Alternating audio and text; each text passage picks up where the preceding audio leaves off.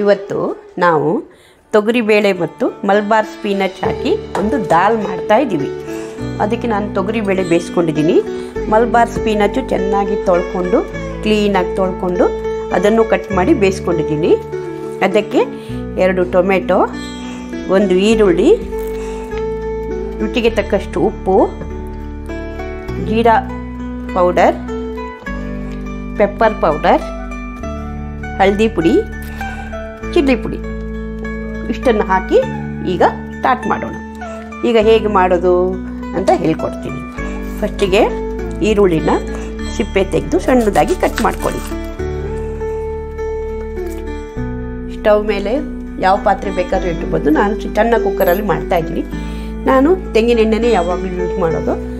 ತೆಂಗಿನೆಣ್ಣೆ ಜೀವಕ್ಕೆ ಒಳ್ಳೆಯದು ಅಂತ ಅದನ್ನೇ ಯೂಸ್ ಮಾಡ್ತೀನಿ. ಈಗ ಚಳಿ ಜಾಸ್ತಿ ಆಗಿರೋದ್ರಿಂದ ಸ್ವಲ್ಪ ಗಟ್ಟಿಯಾಗಿದೆ.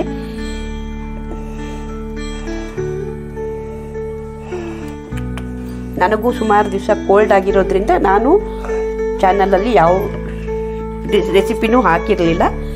ಇವಾಗ ಸುಮಾರು ದಿವಸ ನಂತರ ಹಾಕ್ತಾಯಿದ್ದೀನಿ. ಎಣ್ಣೆ ಬಿಸಿ ಆಗಲಿ. ಎಣ್ಣೆ ಸರಿಯಾಗಿ ಬಿಸಿ ಆದಮೇಲೆ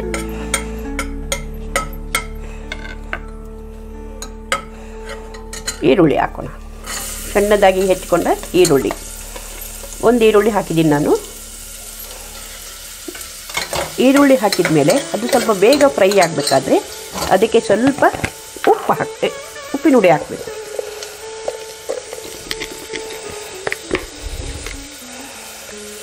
ಅದನ್ನು ನೋಡ್ಕೊಳ್ಳಿ. ಆಮೇಲೆ ಉಪ್ಪು ಹಾಕುವಾಗ ಇದನ್ನು ಮರೆಯದೆ ಅದಕ್ಕೆ ಹದ ಆಗೋಗಿ ಉಪ್ಪು ಹಾಕ್ಕೋಬೇಕು. ನಾನು ಇದರೊಟ್ಟಿಗೆ ಈಗ ಅರಿಶಿನ ಪೌಡ್ರನ್ನ ಹಾಕ್ತಾಯಿದ್ದೀನಿ.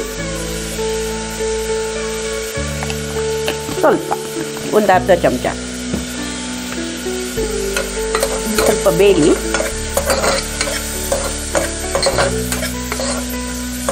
ಕಂದು ಬಣ್ಣ ಬರುವ ತನಕ ಸ್ವಲ್ಪ ಫ್ರೈ ಮಾಡಿ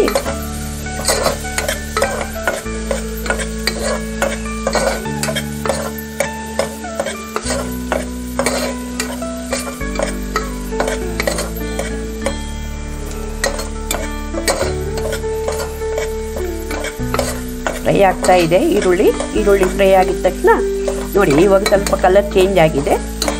ಆವಾಗ ನಾವು ಇದಕ್ಕೆ ಟೊಮೆಟೊ ಹಾಕೋಣ. ನಾನು 2 ಟೊಮೆಟೊ ಹಾಕ್ಕೊಂಡಿದ್ದೀನಿ. ಸಣ್ಣದಾಗಿ ಹೆಚ್ಕೊಂಡು ಇದು ಸರಿ ಮ್ಯಾಶ್ ಆಗಬೇಕು. ಅಲ್ಲಿ ತನಕ ಫ್ರೈ ಮಾಡಬೇಕು.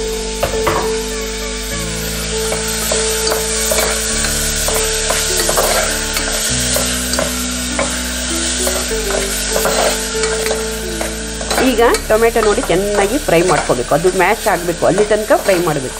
ಅದು ಫ್ರೈ ಮಾಡುವಾಗಲೇ ನಾನು ಅದಕ್ಕೆ ಸ್ವಲ್ಪ ಜೀರಿಗೆ ಪುಡಿ,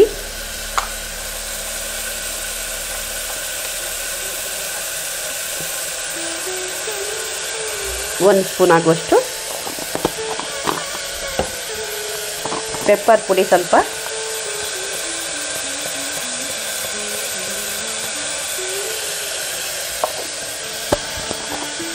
ಆಮೇಲೆ ರೆಡ್ ಚಿಲ್ಲಿ ಪೌಡರ್ ಕಲರ್ಗೆ. ಇದು ಕಾಶ್ಮೀರಿ ರೆಡ್ ಚಿಲ್ಲಿ ಪೌಡರ್ ಆಗಿರೋದ್ರಿಂದ ಸ್ವಲ್ಪ ಹಾಕಿದ್ದೀನಿ.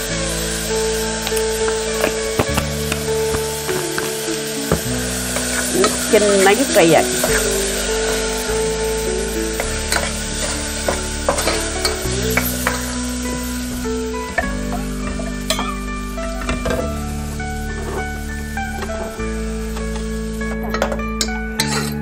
ಚೆನ್ನಾಗಿ ಗೊಜ್ಜು ಥರ ಬರಬೇಕು. ಈರುಳ್ಳಿ ಮತ್ತು ಟೊಮೆಟೊ ಚೆನ್ನಾಗಿ ಮಿಕ್ಸ್ ಆಗಬೇಕು. ನಾನು ಸ್ವಲ್ಪ ನೀರು ಹಾಕಿದ್ದೀನಿ. ಈಗ ಇದಕ್ಕೆ ನಾನು ಮರ್ತೋಗ್ಬಿಟ್ಟೆ, ಸ್ವಲ್ಪ ಧನಿಯಾ ಪೌಡ್ರ್ ಹಾಕಬೇಕು. ಸಣ್ಣ ಸ್ಪೂನಲ್ಲಿ 1 ಸ್ಪೂನ್. ಇದಿಷ್ಟು ಆದಮೇಲೆ ಚೆನ್ನಾಗಿ ಅದು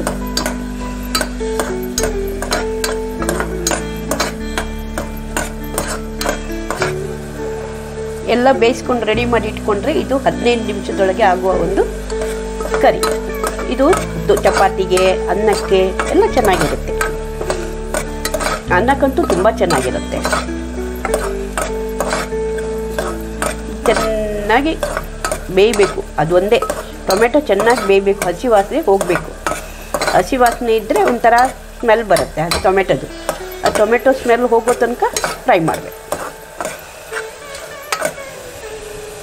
ಈಗ ನಾನು ಎಲ್ಲ ಇದಕ್ಕೆ ಆಗುವಷ್ಟು ಉಪ್ಪು ಹಾಕ್ಬಿಡ್ತಾ ಇದ್ದೀನಿ. ಆವಾಗ ಸ್ವಲ್ಪ ಹಾಕ್ಕೊಂಡಿದ್ದೀನಿ, ಅದರಿಂದ ಇವಾಗ ಅದರ ಅಳತೆಗೆ ಸರಿಯಾಗಿ ಹಾಕ್ತಾಯಿದ್ದೀನಿ.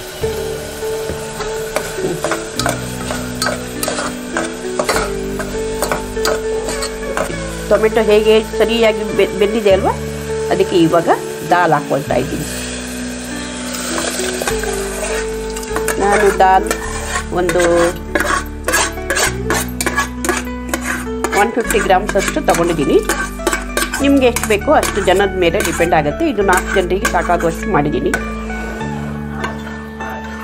ದಾಲ್ ಹಾಕಿ ಅದಕ್ಕೆ ಈ ಮಲ್ಬಾರ್ ಸ್ಪೀನಚ್ಚನ್ನು ಹೀಗೆ ಇಟ್ಕೊಂಡಿದ್ದೀನಿ, ಅದನ್ನು ಹಾಕ್ತಾ ಇದ್ದೀನಿ. ಮಲ್ಬಾರ್ ಸ್ಪೀನಚ್ ತುಂಬ ಒಳ್ಳೆಯದು ಜೀವಕ್ಕೆ, ನಮ್ಮ ಬಾಡಿಗೆ ಎಲ್ಲ ಬೇಕಾಗಿರೋ ಇದೆಲ್ಲ ಇದರಲ್ಲಿ ಸಿಗುತ್ತೆ. ಇವಾಗ ಇದು ಸ್ವಲ್ಪ ಗಟ್ಟಿ ಆಗೋ ತನಕ, ಚೆನ್ನಾಗಿ ಕುದಿ ಬರೋ ತನಕ ಬೇಯಿಸ್ಕೋಬೇಕು. ಒಂದು ಸ್ವಲ್ಪ ನೀರು ಹಾಕ್ತಾ ಇದ್ದೀನಿ ನಾನು. ದಾಲ್ ಪಾತ್ರೆಯಲ್ಲಿ ದಾಲ್ ಇದೆ, ಅದನ್ನು ಸ್ವಲ್ಪ ತೊಳ್ಕೊಂಡು. ಯಾವುದನ್ನು ವೇಸ್ಟ್ ಮಾಡಬಾರ್ದು. ಈಗಿನ ಕಾಲದಲ್ಲಿ ವೇಸ್ಟ್ ಮಾಡಿದರೆ ತುಂಬ ಲಾಸ್ ಆಗುತ್ತೆ.